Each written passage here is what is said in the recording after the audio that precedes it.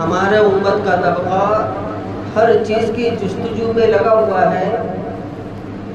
بہت ساری چیزیں جو اس کو نہیں معلوم ہوتی اس کے معلوم کرنے کی کوشش کرتا ہے، سمجھنے کی کوشش کرتا ہے. دنیاوی علوم و فنون کے اندر بہت ساری چیز جس سے اس کو واقفیت نہیں ہے اس کی معلوم کرنے کی کوشش کی جا رہی ہے، اسے سمجھنے کے لیے کوشش کی جا رہی ہے.